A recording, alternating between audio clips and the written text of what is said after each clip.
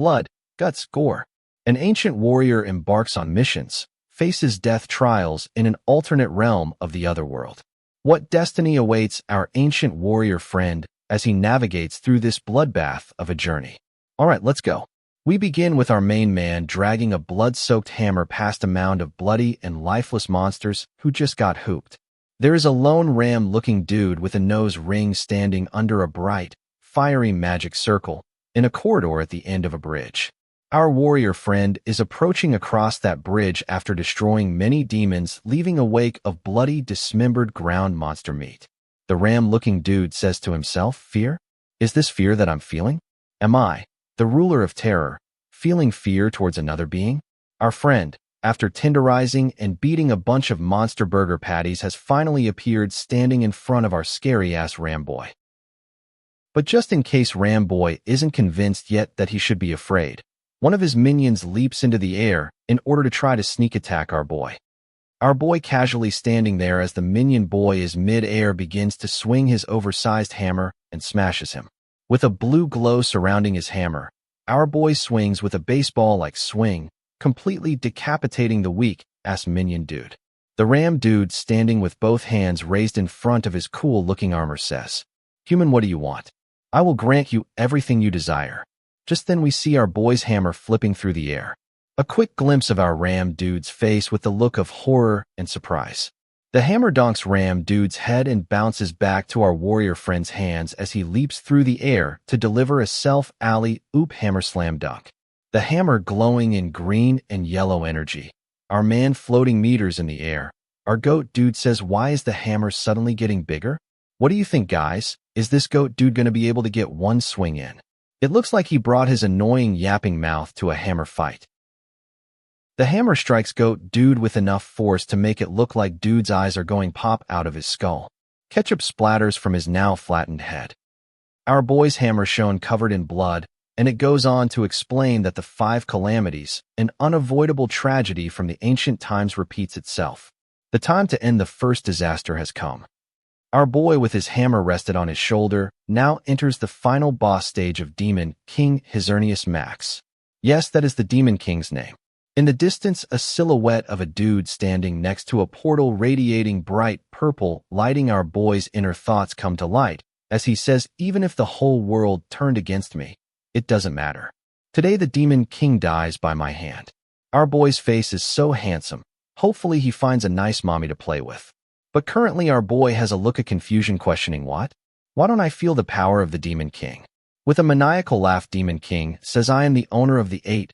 Nars, you cannot kill me, boy." Our boy says, "Demon King, have you chosen to abandon your physical form and become ethereal?" The Demon King says, "If I had a physical body, it would have been difficult for me to escape the same fate as my subordinates. But what if I were in a state of intangibility where physical attacks do not work? Damn, after all of that, this little bitch, I feel bad for our main boy." The Demon King continues to say, "Just as you may not be able to destroy me, I may not be able to destroy you." It shows an after-image-like body floating in front of the old physical form of the Demon King. He continues to say, "But I can shatter the world you stand upon. No matter how much you despise humanity, what can you gain in a world left with only monsters? In the end, you will achieve nothing." Our main man, gritting his teeth, says, "Damn it, this little bitch boy got me. I have 0 magical ability from meager training. He's not an opponent I can easily eradicate. Being at the pinnacle only in the warrior class, I lack the ability to kill the ethereal demon wraith. Man, mages are always overpowered. It's really not fair. Our boy has a really big hammer though." But our warrior boy despises magic power so much. But here and now, that is precisely what our warrior boy needs to defeat the Demon King. The look on the bitch boy Demon King's face is enough for me to want to throw my controller at my gigantic flat screen TV. Before that happens, let's move on. Our boy standing at a distance looking on as beams of light hit the top of some buildings. The summoning palace should start summoning the offerings soon. Our main man says the ingredients were lackluster, but I probably won't even be able to eat stuff like this for a while. After I got discharged, I was working my ass off and then got summoned here at around 1996. So has it really been around 25 years now? I've lived in this world for so long.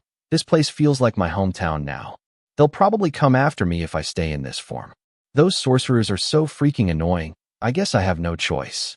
With that bright light blue light with purple hues swirls around our boy's entire body, and a system screen appears stating that you are activating a deceiver's curtain. It's a special skill which grants our boy with concealment. Our boy's face is now smooth and polished, leaving behind his old battle-weathered face. His hair black, looking like someone in his early 20s. He says, "All right, now let's get started. It's time to learn some magic, so I can face little bitch boy Demon King. But I'll have to start from the beginning, from the Summoning Palace." In the underground waterway of the Summoning Palace, we see a wolf man wearing spiked armor and chains wrapped around his forearms, spear leaning against his shoulder. Our boy steps on the scene like a badass should and says, "Hey you, asshole," waking up the spiky wolf dude. Wolf dude is now up, spear in hand, as he yells out, "Who the hell are you?" Within an instant, our boy, hands clenched in a fist, is ready to pounce onto the spiky wolf dude. Our boy ain't no bitch. With no weapon in hand, he throws an uppercut right to wolf dude's jaw, leaving him with blood spraying like a fountain from his mouth. "Damn, you got knocked out cold, my boy." Our boy stands tall, fists still raised in the air, and says, "Good doggy."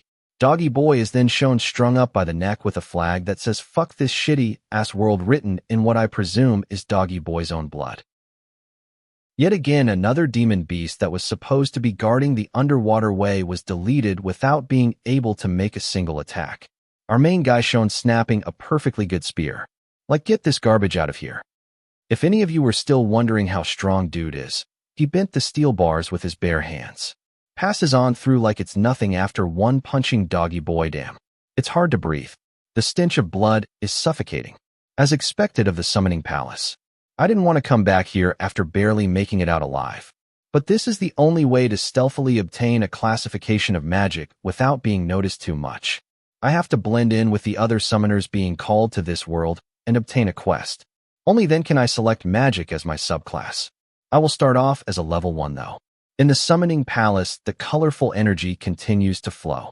And we see our first homunculus. Ugly as hell, isn't he? The ugly dude says after letting out a grotesque snicker. "I wonder what kind of trash humans will show up today. I can't wait, I'm so excited.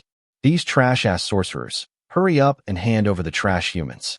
Okay guys, this ugly-ass dude is really pounding in that everyone else is trash, and he runs things here.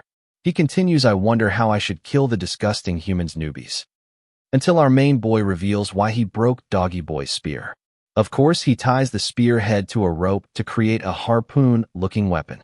The harpoon strikes ugly boy's guts from the back and exits the front with a violent splash of red wine.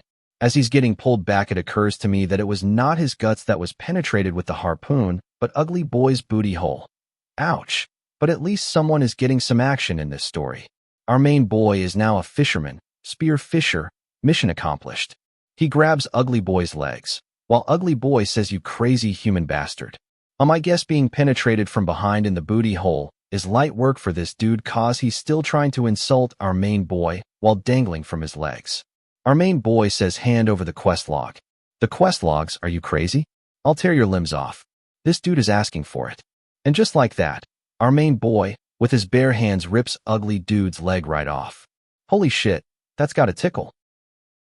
It's your choice. I'll just find another homunculus to ask then. Okay, I'll give it to you. Here it is, human. I was gonna say, you just had your booty hole and manhood penetrated by a harpoon, and your leg ripped off. Just give him the damn quest logs, and stop talking shit. The system screen shows up and states that you are holding the quest for Summoning Plaza. Will you carry out this quest? Our guy stands looking at the system screen, reading over the quest log for rank commoner. On the screen, we can see 3 quests. A romanticist, a social person, and finally an observant individual. Our boy then says raising my intuition is a priority. I even have a curse on me. Quest number 3, an observant individual. Condition: during a quest within the Summoning Palace, read the words on the main gate out loud. Reward: +1 intuitive power. The ugly boy, still hanging upside down, asks, "I'm human, are you going to let me live? This hurts a lot, you know." Our boy says, "Oh sure," as he throws the ugly piece of shit into the wall. Blood splatters onto the wall, and as the body slides to the ground, it leaves a blood-stained trail. He is of low rank. There's no listing for hidden quests. Well, whatever this should suffice. The offerings should be summoned soon. Let's wait and see.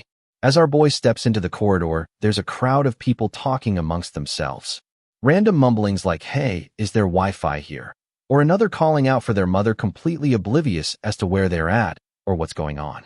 Bad news, guys, the ugly dudes are multiplying. There is now a bunch of them walking around as one lets out a chuckle saying, "Welcome, Humas, to your grand judgment day. Pay attention if you don't want to die." The crowd of newly summoned people asks, "Are we on a movie set? What's that? Am I dreaming?" I know they're ugly as hell, and I have a feeling shit's about to get real quick.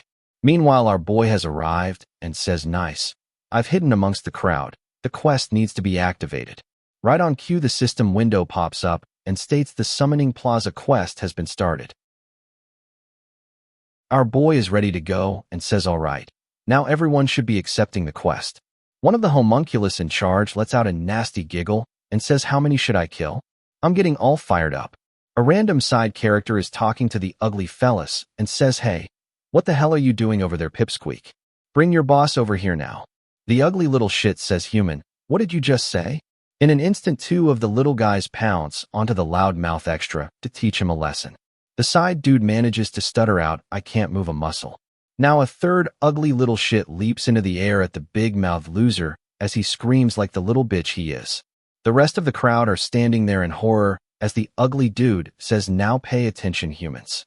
Cocky humans." Big Mouth standing there with both of the ugly's hands in his mouth, bleeding like a goofy little bitch. The ugly boy warns that all will end up like this, so don't get cocky. A shadow shown on the ground where Big Mouth's head is being torn off at the mouth, blood and brain matter gushing out. Our boy, facing the opposite direction, gives a slight side glance at the commotion behind him like a badass and says the homunculus bastards are getting excited.